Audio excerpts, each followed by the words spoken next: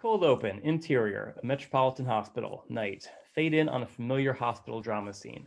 Doctors and nurses in sickly green hospital scrubs rush a patient through grimly lit halls and spout seemingly nonsensical medical jargon as the camera follows in front of them, Aaron Sorkin style.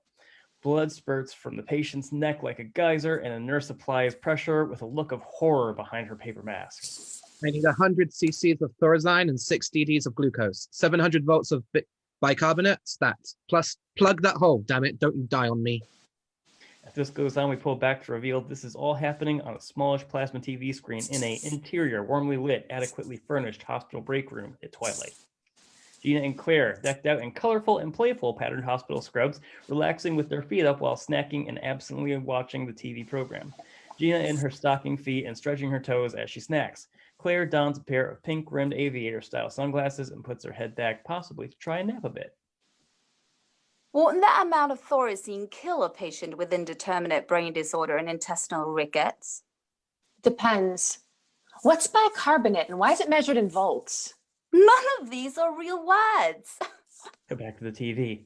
Nameless Doctor is in the grips of absolute despair over the bloodiest, most disemboweled corpse you can put on TV. He overturns a tray of bloody medical instruments. No! Damn it! Damn it to hell! Nameless Nurse 1 quietly to Nameless Nurse 2. All right.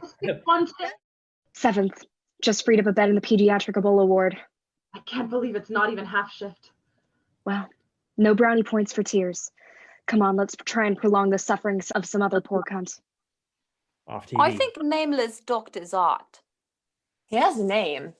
Don't tell me. We don't need names and no kissing. Keep it casual. You're the worst ever. Don't tell me about his wife neither. Gina and Claire laugh. On the TV, we see the Nameless Doctor cry profusely in a dim locker room and put a gun to his head. Gina and Claire do not see this as they laugh. At the sound of a bang, we cut to black and silence. Up fades the opening title, a simple Gothic font that says death, etc. End of cold open. Opening titles for death. Act 1, Interior Hospital, Halls, Night. Pleasant music plays as Gina makes her way through the halls of her equally friendly-looking hospital, now in bright pink sneakers and listening to headphones. She passes Peter and Chuck as they are looking over some charts and blows Peter a kiss.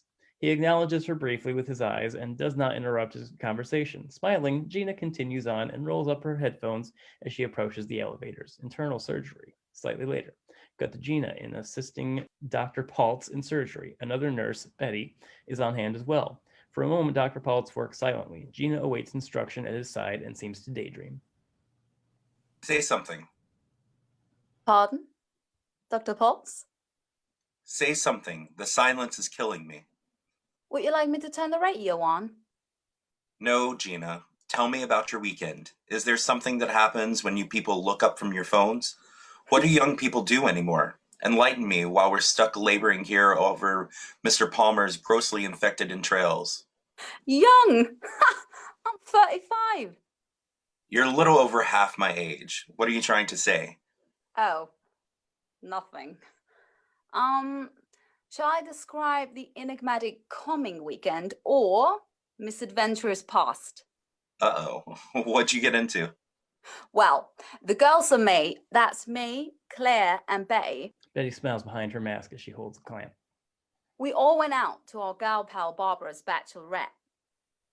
Claire, that's the one with the butterfly tattoo on her neck? No, that's Deborah. She doesn't work here anymore. Claire's the one runs round in the shade so no one can tell when she's hungover. Also, she's sort of blonde. Not blonde by, like, Betty, but almost platinum. Oh, okay, right. Suction. Gina suctions without missing a beat. Anyway, we all got pissed at this club, and what was I saying before? I don't know. Betty, what else happened? She opened the vibrators and then got sick on that guy's lap that came to dance for her. Right, and gosh, well, maybe there isn't so much to that story as I remember. A bachelorette's a bachelorette, I suppose.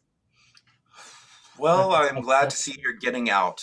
Don't want to let that young slice and dicer eat up all your time. How? Oh, Peter, don't. Are you Dr. Pulse, are you all right? Take over. Dr. Paltz falls to the floor, clutching his chest. Gina to Betty. Get help! Oh God. Oh my. Oh. In a flash, Betty's out of the room and Gina clamps off the patient. She then removes her gloves and starts trying to medically revive the now unconscious Dr. Paltz by administering procedures for cardiac arrest. Doctor, come back! Dr. Pulse! Interior hospital hallway, later. Cut to Gina, sitting in a chair with blank expression and a bit of blood on her scrubs, lost in thought and woeful looking.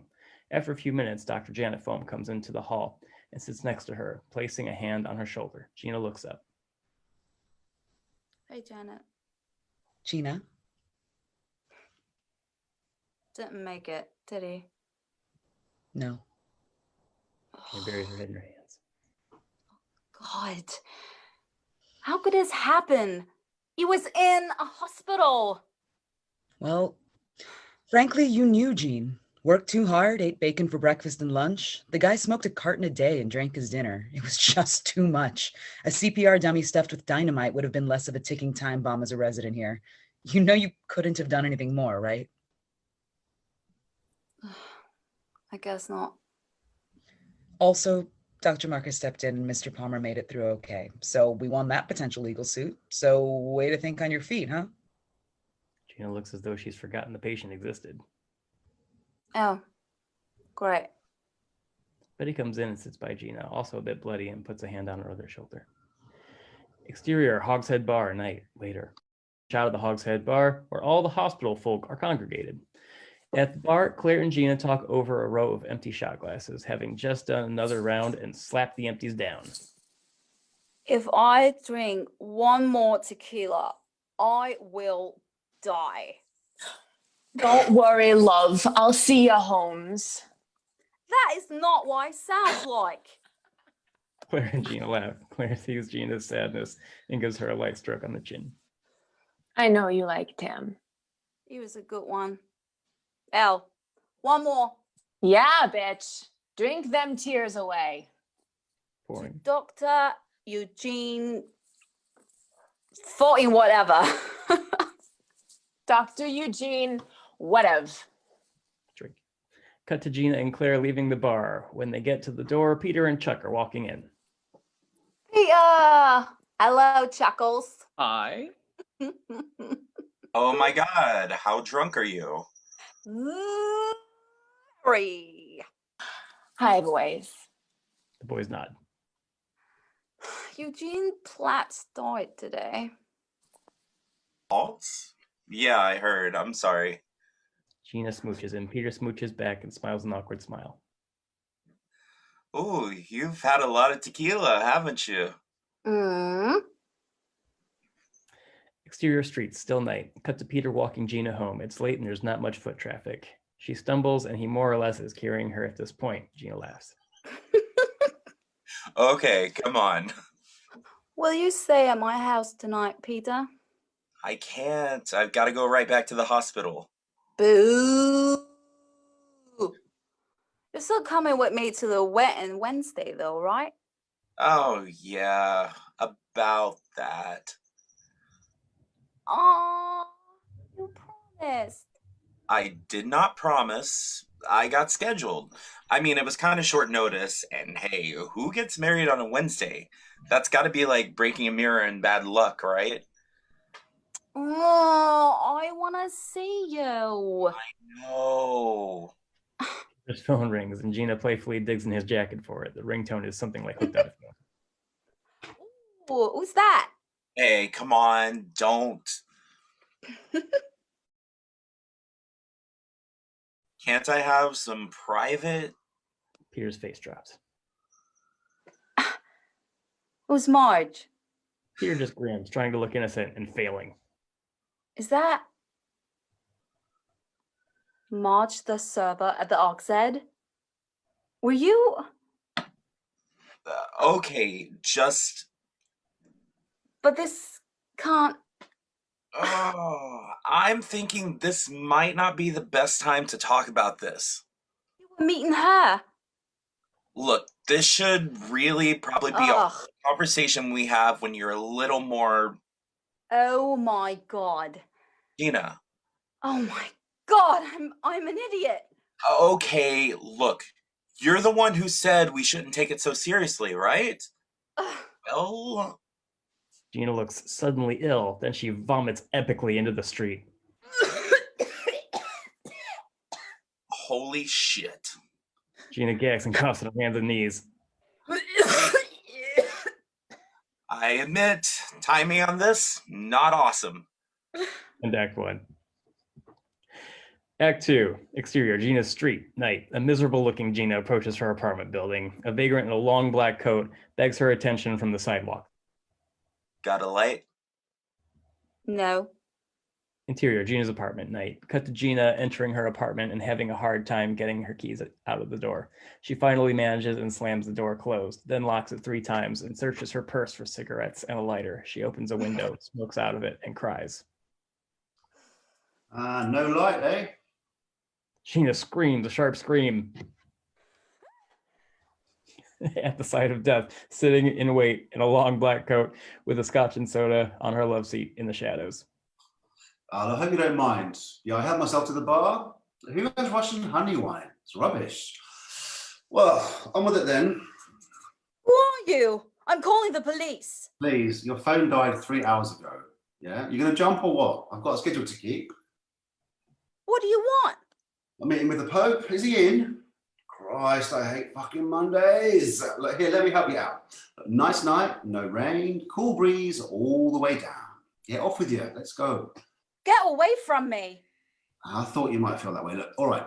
So you've got options. Yeah, pills in the bath, sharps in the cupboards, plenty Drano under the sink if you fancy a cocktail at this hour.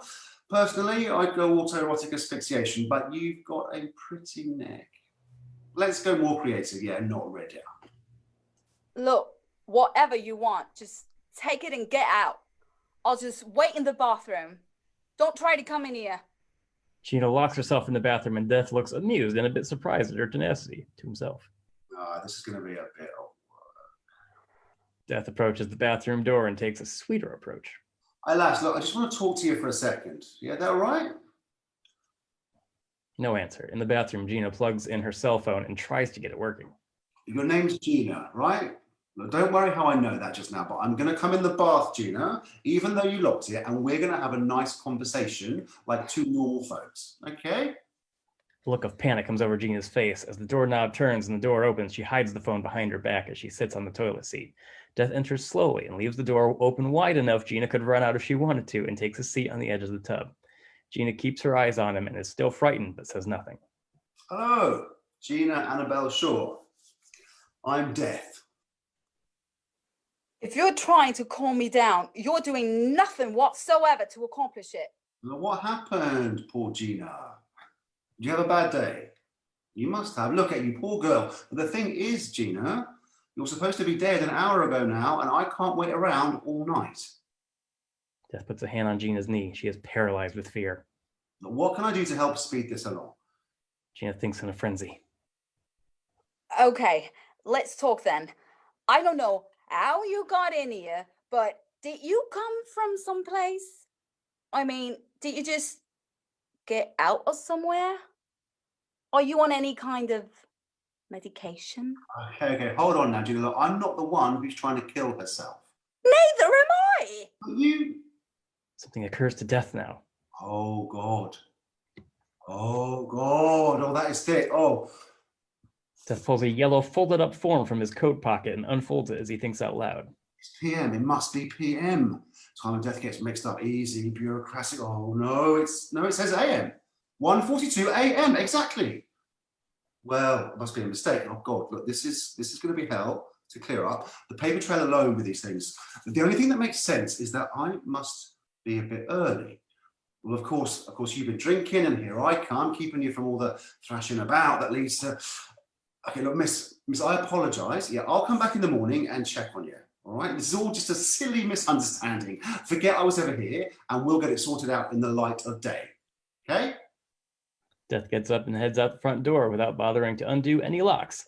Gina gets up and stands in the doorway of the bathroom, now wielding a curling iron as a weapon in case Death comes back in her direction. She glares at him wide-eyed. Oi! In all seriousness, yeah, do yourself a favour. Don't really drink that Drano. It's a terrible way to go. Death closes the door behind him with a satisfying thump, and we hear his footsteps grow fainter and fainter. After a moment, Gina runs, curling iron still in hand, and checks the locks. She is utterly wrecked.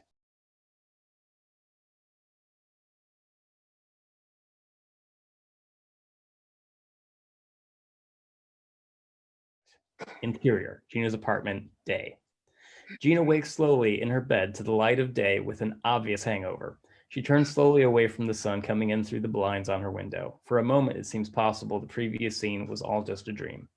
Gina screams again with a yelp when she sees Death sitting in a chair by her dresser, holding out a glass of reddish-orange mixture. There's a tennis racket in bed with her, but it falls to the floor when she sits up and screams. Good morning. But Look, I did what I could with what was in your fridge. Yeah, tested it myself. It's not bad. Should help with your headache at least. oh my God, I thought I dreamed you.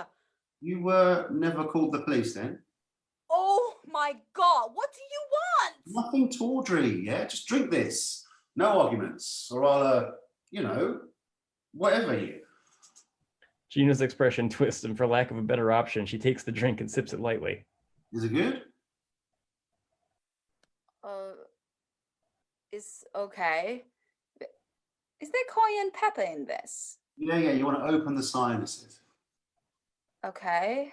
Go ahead. Gina drinks some more. Okay, take it slow. It's all good stuff in there. Are you going to kill me? That's not how it works, no. Gina stares blankly. The thing is, I checked with the main office, Gina Shaw, and we have got a problem. Yeah? I don't fancy problems. You were supposed to kick it last night, as far as I can be told, but you didn't. That a fact? Well, I'm afraid it is. It's not uncommon, really, but I usually get a little heads up before it gets this far. Now, there is a whole procedure in place to find out where the screw up came. Honestly, it could be you, could be my bookkeepers, you know how these things go. Do I? Well, point being, I'll be close till we can sort it out. Till then, just keep your chin up. Don't go leaving town or nothing. Not that I couldn't find you, just best not to rock the boat in these situations. Lots of eyes on you. You see what I'm saying?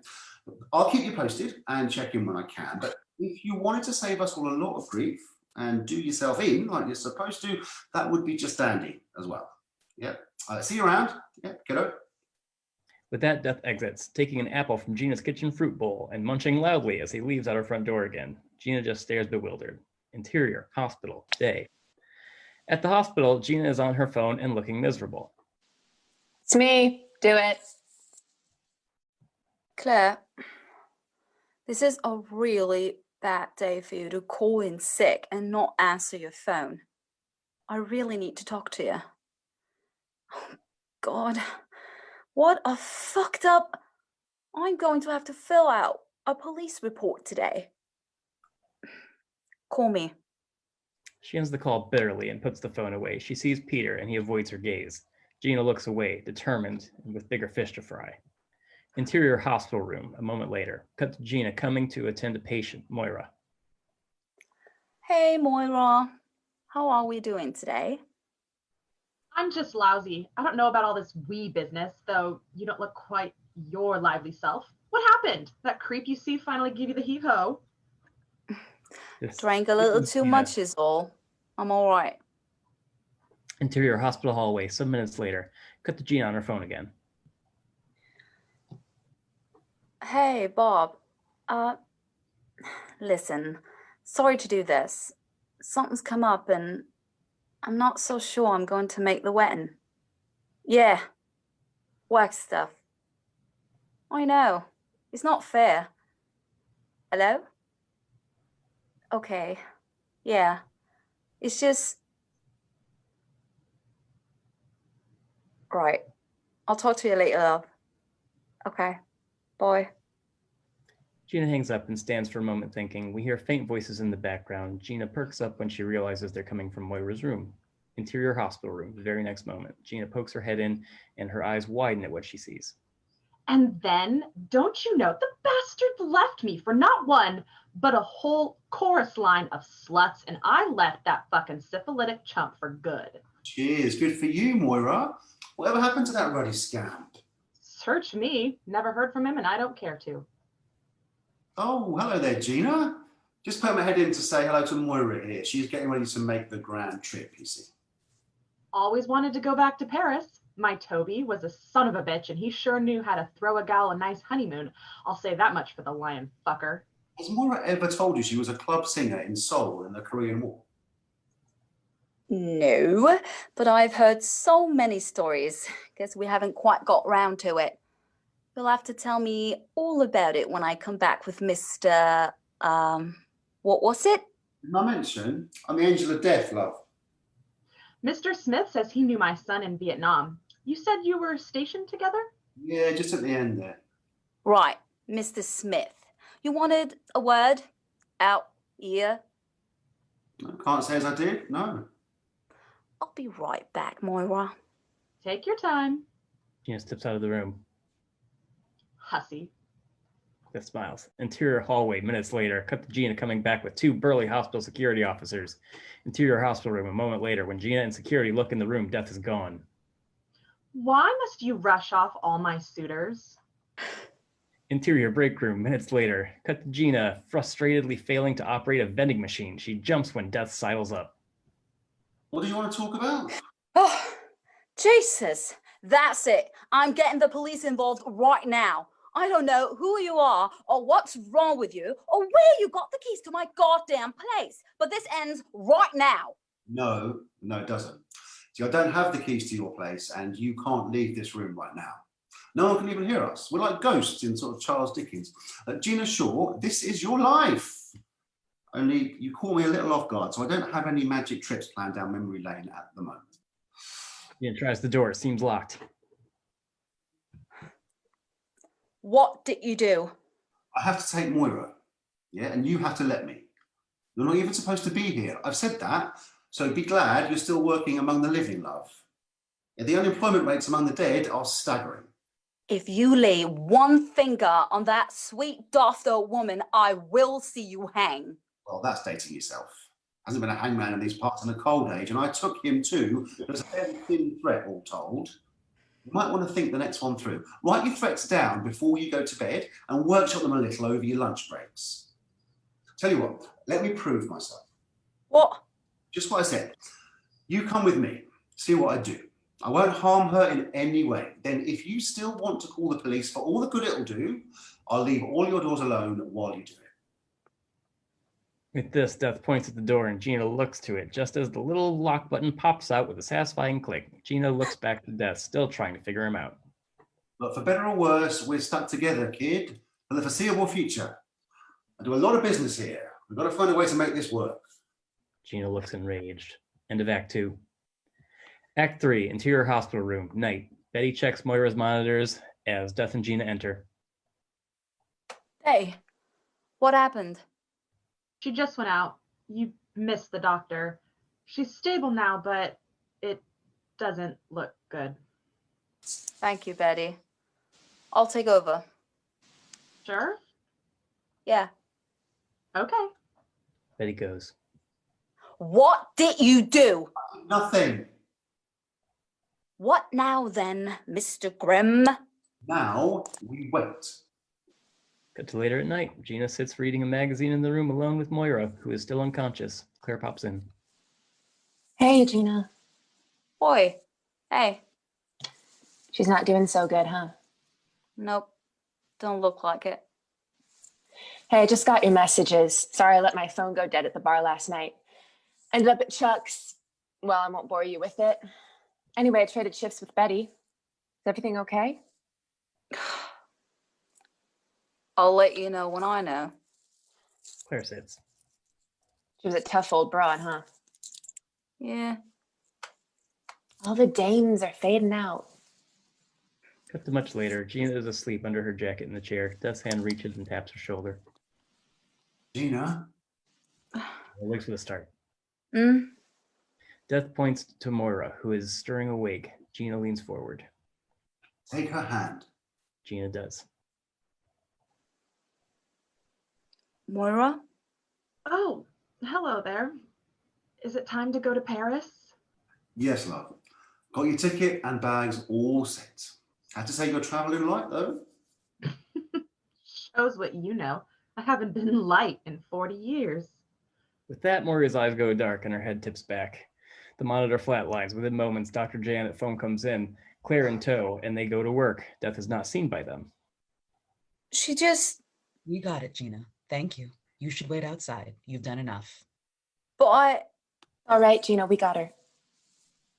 Gina is pushed outside and the door is closed in front of her. She turns to see Death next to her, giving a sympathetic look. I couldn't do anything. Yeah, you did. Gina looks back toward the door. Is that it? Pretty much. Cut to Death and Gina sitting against the wall outside Moira's room.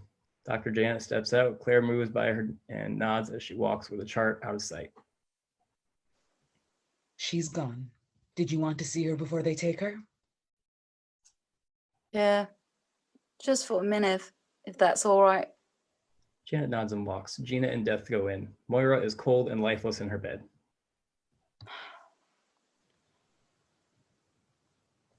I thought she'd look more peaceful. Was she ever? Moira's disembodied voice chimes in as Gina is still looking at her unmoving body. I don't have to wear this shit, do I? Gina turns to see Moira standing, lumpy ass hanging in the breeze out her paper hospital gown and facing Death. Gina turns again and sees her body in the bed. But you... Oh, God. Yeah, don't get sick. You need your calories, matchstick girl. No worries, Moira. I think we can do a little better. With a snap of his fingers, she's a young woman in a respectable 40s ensemble as though she'd dressed for a long train ride, a hat box and small suitcase at her feet. Oh, that's much better. I've been dying to step out of that withered old sack for ages, though I'll miss those tits. I had glorious tits once I had my kids, didn't I? Moira, love, they were spectacular. I can't believe my eyes. Moira? You've got 4 other senses. Yeah, pick one. See you around, kiddo. And do me a favor. Tell that arrogant, choke-stained boy toy of yours to go fuck himself and the horse he rode in on when you're done riding that particular sausage pole. Sure thing, but are you really taking her to Paris? Well, why not? Quick detour couldn't hurt. Thanks to your reprieve, I'm ahead of schedule anyway. I'll be seeing you, Miss Shaw. Later, hussy. Moira and Death disappear in a blinding flash of light, and Gina finds herself standing alone in a dark, empty room with Moira's corpse. A mad grin cracks on just half her face. Oi. Hussy. External emergency room entrance. Curb, night. Gina sits on the curb by the ambulance dock, smoking a cigarette. Death sits by her and hands her one of the 2 steaming coffees. Get some sleep. A bit. Back on soon. Do you actually speak any French? I speak everything. Gina sips her coffee and takes a drag on her cigarette. I can't quite get my brain to believe you are what you say you are. Not important. You take everybody. Everyone. In their time. You let me off easy, didn't you? This was an easy one. Old lady, ready to go. Better off, isn't she? But you take kids too. Mums and dads. People who don't want to go. Yep. Like me. Well, that's the thing, Gina. Maybe that's why you're still here. You still don't believe me. I didn't want to do myself in the other night. Well, I don't know you. I just got my orders. And there you were, still kicking. Or maybe my lot really did mix me up and botch the whole thing. Unlikely that that is. And that's why you're still following me? That's why I can see you and no one else. People I want to see me. You'll see lots of funny things while we're entrenched in this sordid ordeal, just as long as you don't mind my company. And if I do? Well, tough. You're stuck with me. Oh, I can't believe this is my life. Yeah, for now. I'm not going to do it, you know, if that's what you're waiting around for. What, me? Coerce a pretty young thing to snuff it with no impetus? I never. Young. I'm about 30 bleeding 6. Christ. Well, hey, I've been doing this a lot longer than that. What are you trying to say? My grade's popping up again. That's Oh, right. yeah. You must be as old as the earth. You must have really seen some stuff. Trust me, I'm a lot older than that, love. And yes, I have. I wouldn't do it for Peter, you know. And I owe it to myself. And old Dr. Potts. And Moira. Onward and upward, yeah? Up, down. I swing both ways. Makes Gina a bit uneasy. She turns away from Death and sips her coffee. Death takes her cigarette and inhales a good long drag. Music comes in and we fade to credits. End of Act 3. End credits of Death Pilot. Lovely. Lovely.